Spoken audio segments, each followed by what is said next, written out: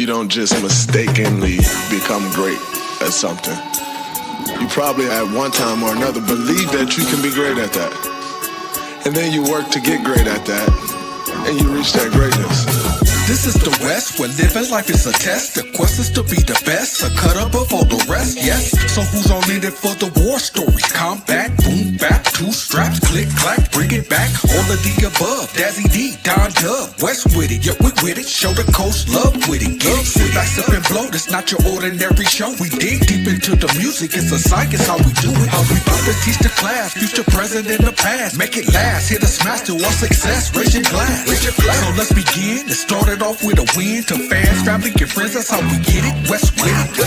We got topics on top of topics. The topic that we always never stopping, steady bobbing, keep it popping, keep it popping. You're tuned in, so relax, kick back. Dazzie D, Don Dub, West Wit It, so with it, so with it, so with it, so with it, so with it, so with it, so with it, so. My dog, yo, welcome to another edition of the West Wit It Show. Tonight's edition is the late night hype. And we're with my boy Dazzie D. What's going on, good sir?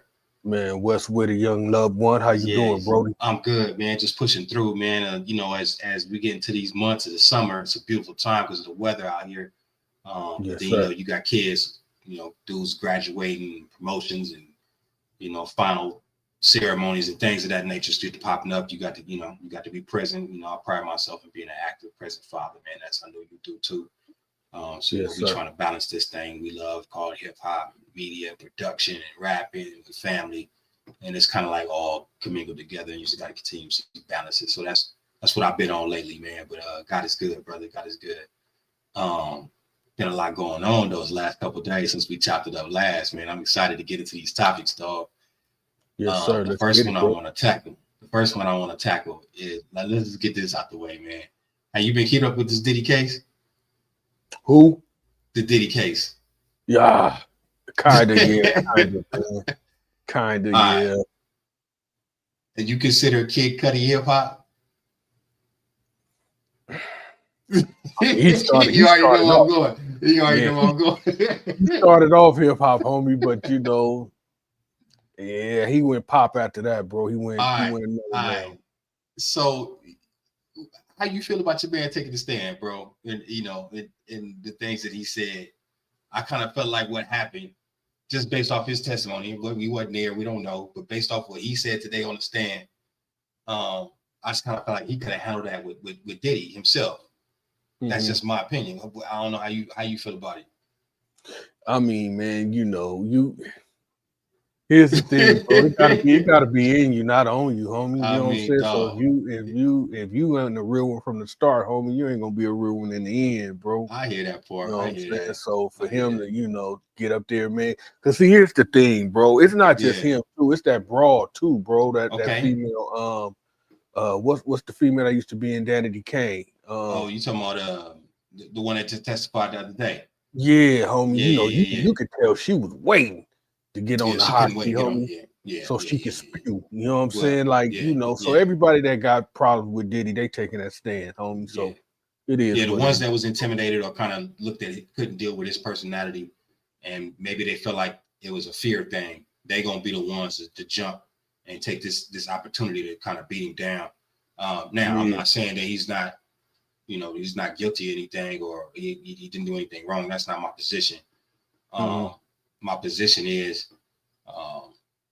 when you own your company, I own, you know, my company, we both, you know, do business.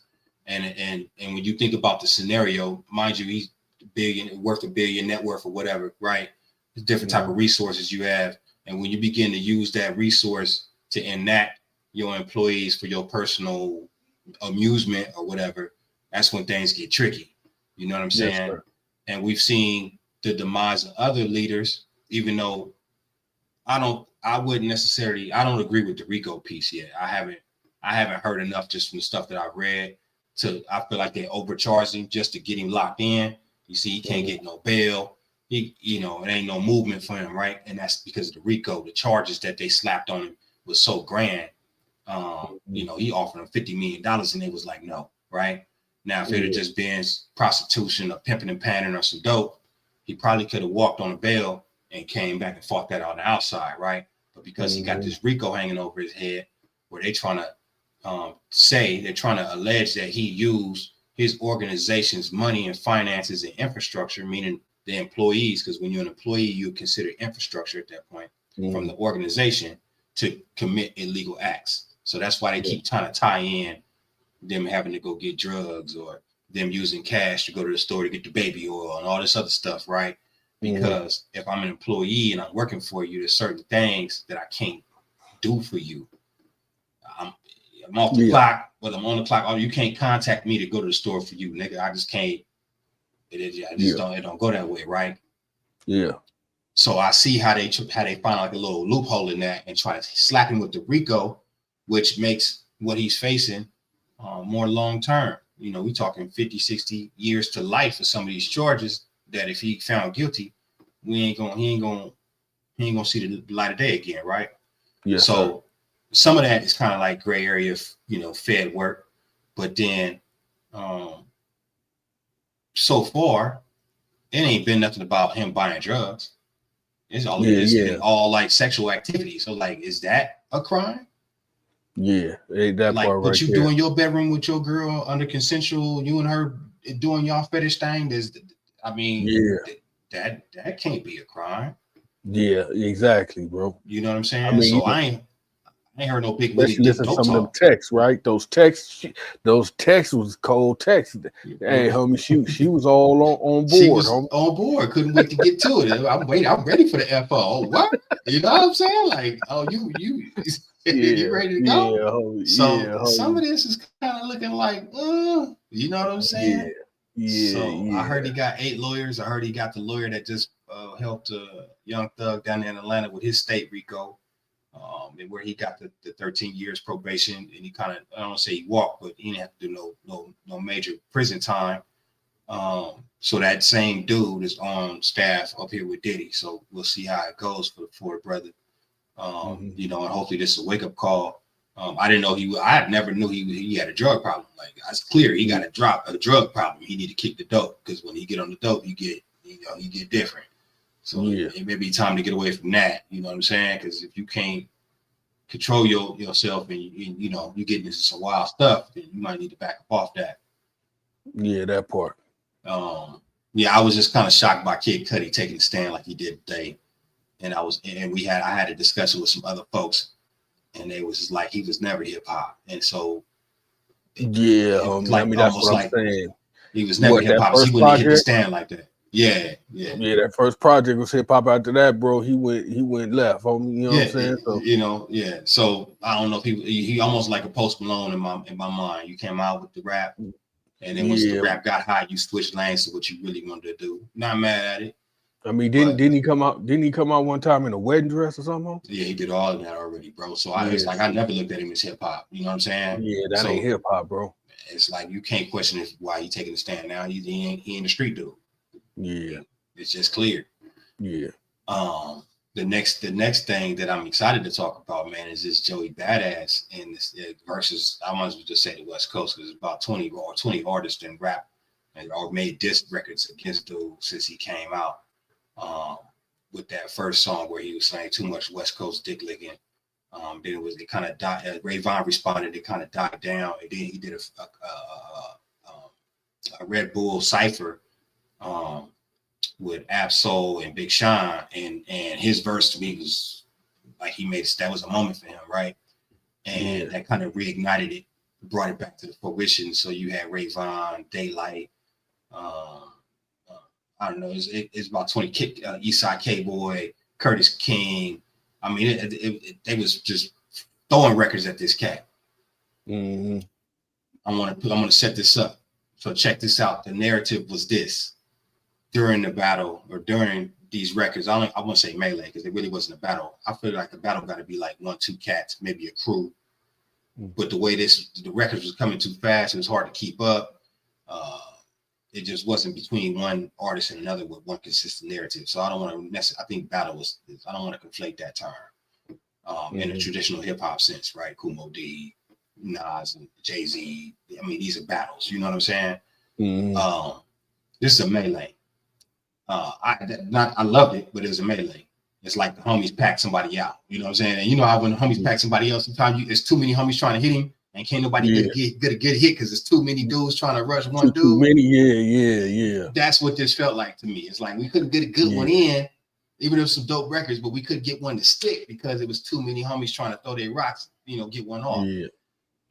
But then the narrative kind of sprung up on Twitter, man, was like, we don't have no Julio G's, bro. And when I say that, we don't have West Coast media, right? That's in music that just loves the West Coast.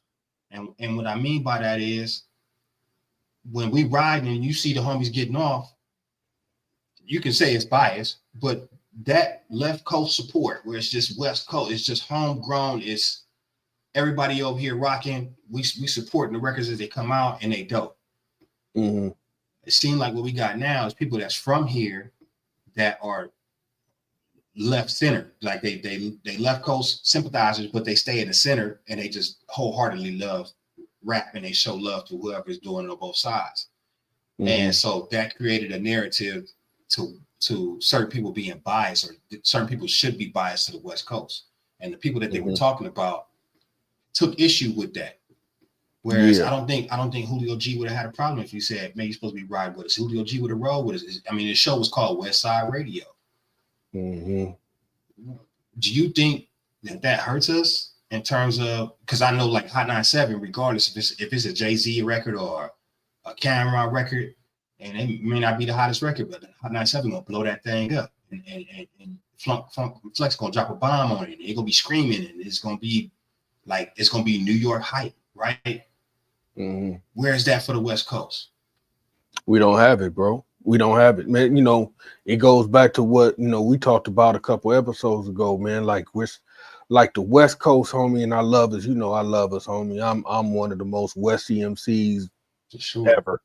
Yeah. But it just seems like our foundation and our fans are stuck in the 90s still, bro. You know what I'm saying? Like we don't try to stay current. We don't give a damn about, and when I say we, I mean the coast, right? And the fans, we don't give a damn about current music. We'll pop in some Faux Life, some West Side Connection before we pop in some Ab Soul, home. You feel me?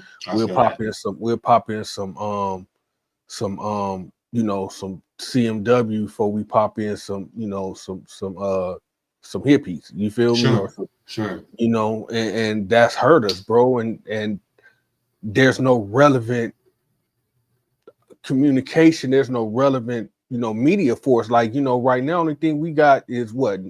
K-Day, 92.3, the beat or whatever that is, bro. And right. They still playing Mac 10, Faux Live, Corrupt, Weekend Freakin', and you know what I'm saying? They're not like they playing no new, Glasses Malone, no new Dazzie D, no new, So we are our own worst enemy right now, bro. That's a good perspective. I appreciate that, man, because it kind of confirms some things with me. Let me know that I'm not tripping, and the people that I'm talking to not tripping. I think the question that we have is, or the position that we are taking is like when something like this is happening, there's nothing wrong with supporting where you're from and what you love. Like if I'm from the West Coast, of course, I'm gonna say Rayvon getting off on Joey Badass, even if I like that verse that Joey did on the Red Bull Cypher. Now, personally, as a music lover, the records that Joey Badass did, I think the Finals record and that one he did with the Tupac remake beat, I thought the beat on that one was harder than the actual lyrics. I wasn't impressed. No diss, it just didn't. It didn't make me go, oh shit, right? It didn't make me. I was like, okay, he rapping, cool. But when I heard Rayvon, the Daylight shit for me was just like, dude was just showing his lyrical ability, and I understood what he was doing, but no, it wasn't I didn't hear him drop no record like Not Like Us. You know what I'm saying? I didn't hear him drop. I didn't hear Rayvon was probably the one out of that whole melee that dropped the record. And I was like, ooh, that's gonna go. K-Boy dropped a couple, firing off here now. Great job to all the gentlemen. Daylight did his thing. He even showed congratulations at the end and paid homage. It was like it ended really in a hip hop esque, good sportsmanship type vibe, right? Which I can appreciate. Salute to him. But in terms of records, something I can go back and play from this melee, there's probably maybe one or two.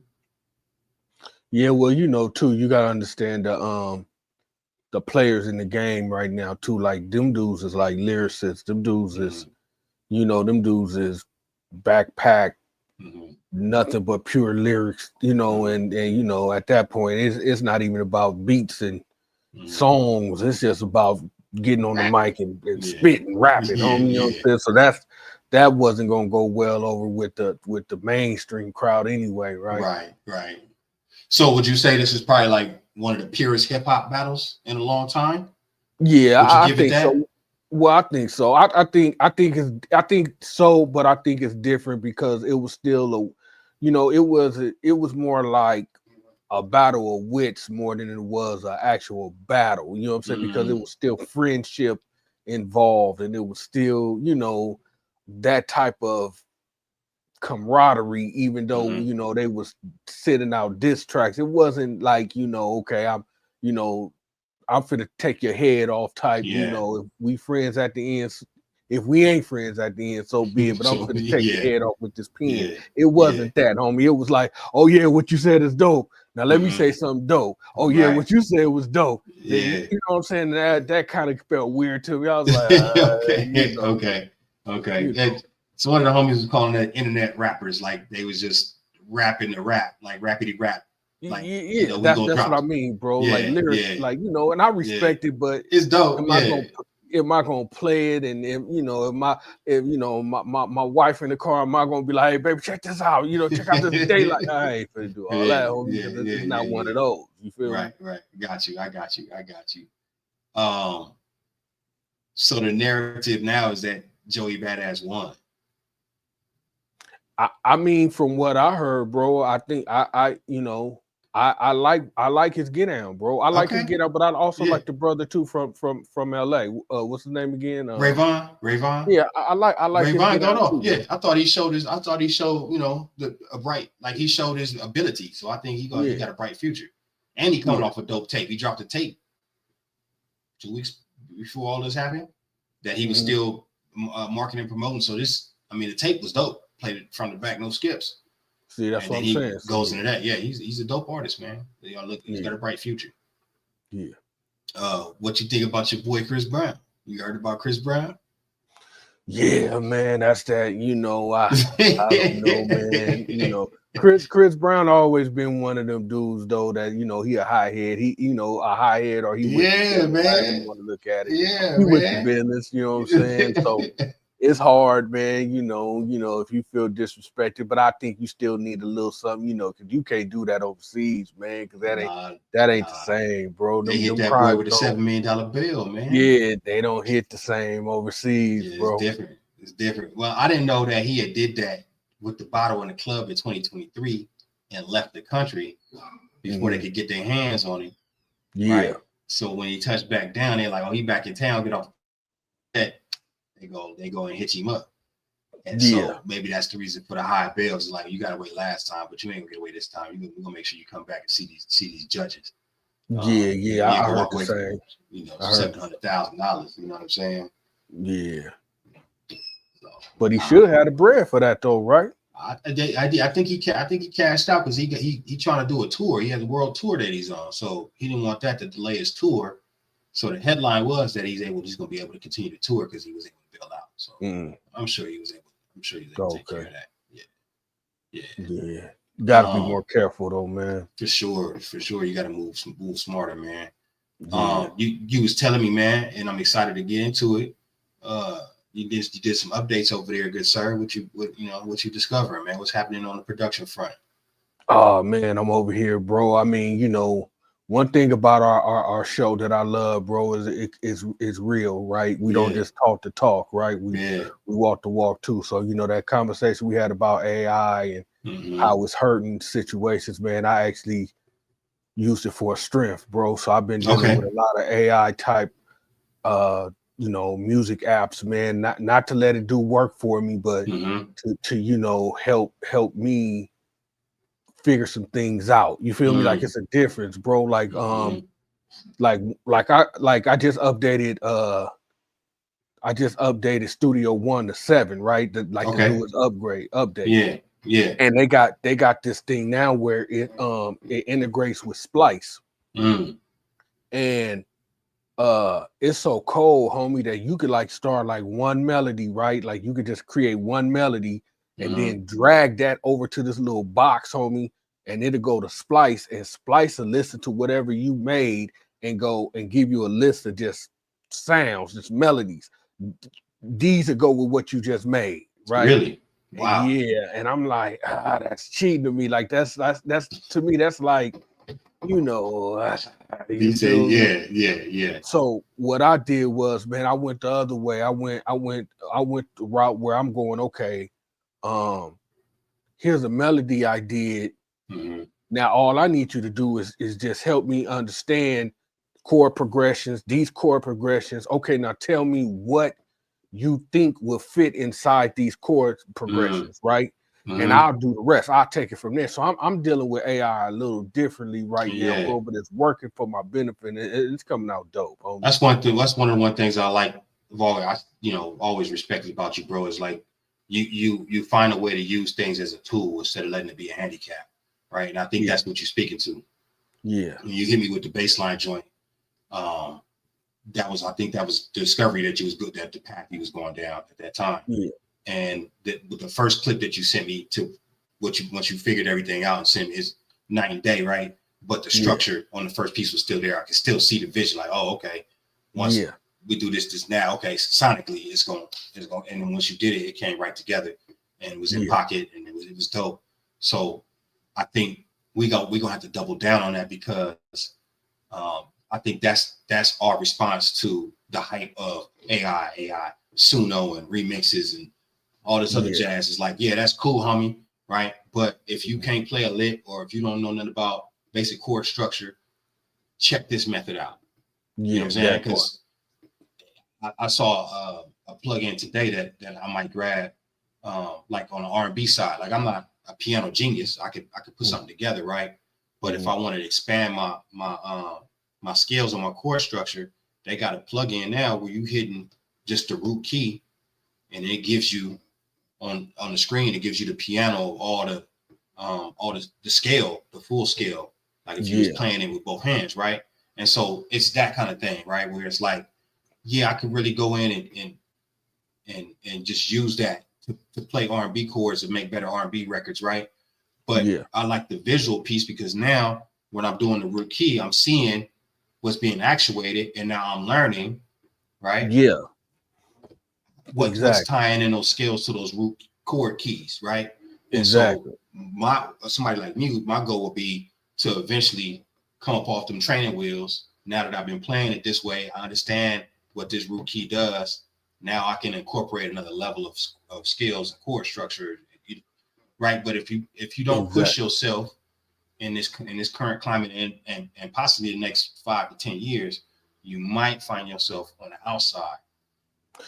I mean, it's like that now, bro. Like, see, this is how old school I am with samples, right? I've always been sample based, right? Right. But sample packs, homie, like people, I remember when sample packs used to be idea starters. Sure. That was the selling point, right? Yeah. Like, buy the sample pack. This is a great idea starter, right? And that's all it was supposed to be, homie. You feel me? Now people use sample packs to make songs with, homie. You feel me? And how can you win like that? How can you learn like that? How can you grow like that? Right? Same thing with Slice, bro. Like you could, homie, you don't even have to have no music theory at all. And all you got to do is just take and drag. Drag and drop, and you got a beat, homie. You got a full-blown beat, but it's not what you getting out of that, bro. And the same sounds you're using, 10,000 other producers got the same access to those sounds, homie. Yeah, that was gonna be my point to that, was that when the sample packs hit early on, that was my issue with them. I would buy a pack because I like the drums on what I heard, or I like the bass line on one of the because they would play the song, like a clip of the song, what was included in the pack. So you would get a preview of what you would get if you bought the pack, right? Yeah. And so I would grab different packs for different reasons. Just still thinking I'm gonna put my flavor to that. That's how I'm thinking, right? Oh, that bass line cold. I'm on that bass line, or them pianos is cold. Let me, you know what I'm saying? But the moment I heard another nigga with my melody, and I walk in the studio for a studio session, and I'm hearing the melody when I'm walking in. I'm like, I know that shit from somewhere. Yeah. Like, oh, that's the same. I bought the same pack. I was like, okay, that ain't gonna work. That's not gonna work. Because if I'm trying to sell beats, the last thing I want you to do is buy a beat from me, whether I'm leasing or doing exclusives only, which I never got into the lease thing. I only did exclusive. And I'm shooting you the exclusive, and you shopping your record around, and a nigga tell you he got something sound just like that and put it on, and it's damn near identical, maybe except for the drums, or maybe he did some drops in it or something. You gonna come back to me pissed off. No, real talk. I mean, and it goes back to the other thing we talked about a couple episodes too, with that content ID thing. Homie, like, you know, if you took that sample and you did what you did and you beat me to the punch and uploaded to the DSPs, now I'm assed out. You know what I'm saying? I can't do nothing with that, because you know they gonna look at that as your sample, your song. Right. So you know, it's just. I mean, I'm with it, bro. If you take it and you chop it and you flip it and you gotta augment it. You gotta make it your own. You gotta make it yours, bro. But all that just drag and drop and call yourself a producer or a beat maker. Don't do that. I agree with that. I think we're on the same page with that. So I think what we should try and figure out is how we can show them how to make things their own. You know what I'm saying? And I know we already trying to figure out some audio things, and we want to dive into production and open that box up some more. But in that, it's like, we can use these tools because that's what they really are, but they can't become the giants of our creativity, because then we're gonna lose. The most skilled producer to the dudes that's still trying to figure it out is gonna lose, because now they gonna get the acclaim and garner the creativity piece, where these are just machines. These are just algorithms that are being fed original music, and they coming up with this stuff to feed us, and they can't be the driving force of creativity. We gotta keep that. And I think this is one way you do that. Yeah, that's dope. That library sound dope. Pull that out of there, chop that thing up, or rearrange it, or throw it in the AI you was talking about, and transpose it and make it to where you can't even tell it came from over there, bro. That's what I'm on. You know what I'm saying? And I think if we get back to that, because that's the new sampling, right? Yeah. Like instead of taking the record and finding that break beat, or finding that one little drum fill or that piece of that record, now you can go in the library and find your bass line and flip it, or find you some keys, and you know what I'm saying, and change the octave on them, or do something like get freaky, you know what I'm saying? Yeah, but no, real talk. Cats don't hear people talking like that, how they gonna know, unless they really pushing themselves to experiment and dig and take those chances. Yeah. You know what I'm saying? So I think that's something, bro. And don't none of you niggas steal our ideas neither. You know what I'm saying? No, real talk though. I'm just sharing with y'all what we try to do, but don't y'all, you know what I mean? So real talk. That's dope. So you updated Studio 1 to 7. You figured out the AI thing with I think it was the bass line, like basically a new way to sample. But then you did something else with the Akai, with MPC too. Yeah, well, what I did was I upgraded that too. Well, I updated that because I was on 2.0 for a minute, because I like the desktop version, but I went ahead and went to 3.0, man. And I'm loving it, bro. I don't have any problems with it. You know, I don't, it's staying up with the times, right? Sure. Like, if you like the old way the MPC worked, to go buy your old MPC, bro. You feel me? It's real simple. You feel me? Right. But if you're trying to expand and stay up with the times and see what technology has to offer, bro, I think 3.0 is perfect. Yeah, that's dope. That's dope, D. That's dope. What else is happening out there, man? You got anything you want to talk about? Anything you seen out there in the landscape? Oh, Kendrick, first solo artist, rapper to make 14.5 million in one night. Yeah, I saw Seattle sold out 60,000 seats, man, in Seattle. So that's I'm feeling like hip hop is, like, the culture of hip hop is back up with this last these last little few things that happened with the Drake battle and what Kendrick doing, and now with the Joey Badass thing, I feel like we get back to the vibe and the essence of hip hop, right? Yeah. What you see for the foreseeable future in terms of like MCing and getting back to the I'm loving it, bro. I think we're getting back to the essence, right? I mean, I think that's what people miss. That at least understood it and was there for the essence, right? Like, I mean, you know, I don't mean the beginning, I just mean the essence. Right. You feel me? Up until the late 90s, the essence was still there. So I think people are missing that and they want to get back to that, bro. It's not, you know, you can't like a lot of these new songs, bro, they're not sustainable, homie. Like, you know, you listen to them a week, maybe 2 weeks, bro, and after you know, they grab it and do a TikTok dance to it after that, bro. It's dead in the water, right? It's no substance, it's no stability, and people are missing that, bro. They're missing that essence. So it's getting back to that, and I'm loving it, bro. Lyrics, you know, beats, music, you know what I'm saying? Subject matter, skill, you know what I'm saying? I think all that's hip hop, bro, and it's all coming back together, bro. Yeah, for sure. I agree with you, man. I'm excited for the fact that dudes is seeing the value in rapping. Like, it's cool to incorporate the new styles of singing and the melodic and the auto tune. I dig some of that stuff too.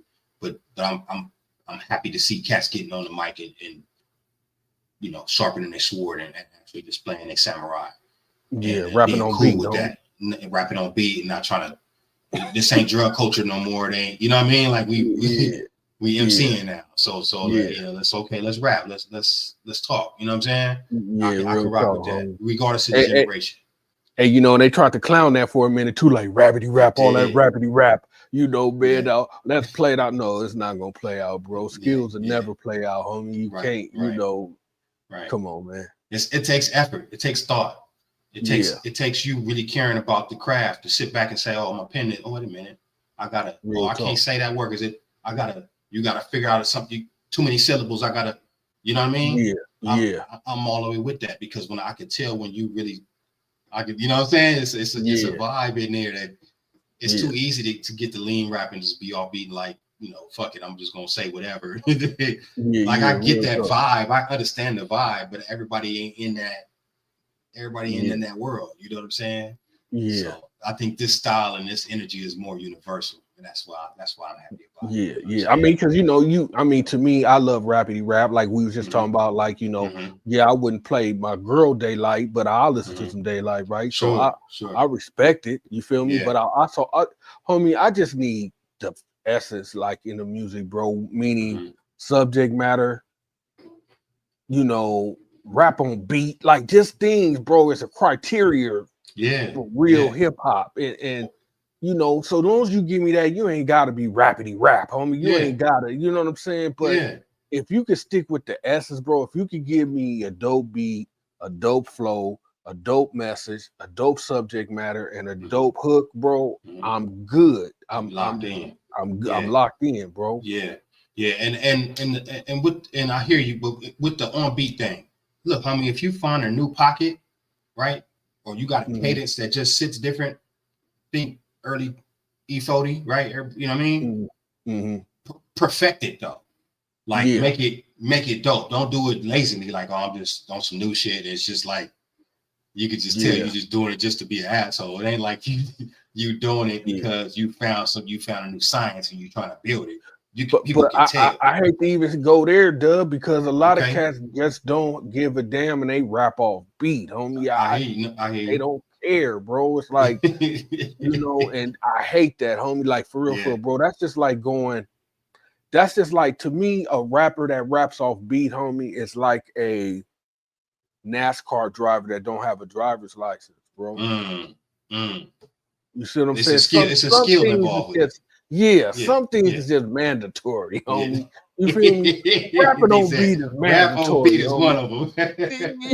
You feel me? I feel you, brother. I feel you. There was something else that I wanted to bring by your desk, man. All right. So let me set this because this one right here, this is for me, bro. This is for me and my people. There's some value still in you not being the only person that curates your music.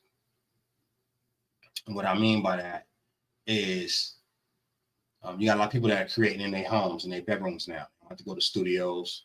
They're not, walking around with an A&R in their pocket. They don't have a project manager or somebody helping drive their product to market, right?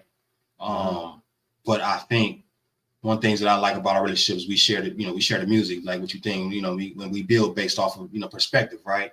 And this is, small group. You got Slack Dog and Mr. Ed, there's other cats that, I'm sure you do the same with and build with. You come up with your product and your ideas and you fight before you present it to the world. We talked about the presentation before. But that process in creating in the lost art of A&Ring in terms of tastemaker for music and having an ear for how things should sound and feel. And even if you're working with somebody or not, or just, the general consensus of what's good music, right? Even though music is subjective, there's still a tastemaker piece to it that I feel like is kind of being diluted with the way the industry is shrinking. A&Rs now are more data driven. When they work for big labels, they get pressured to sign certain acts to keep the books balanced and have tax write-offs. So they just look for data.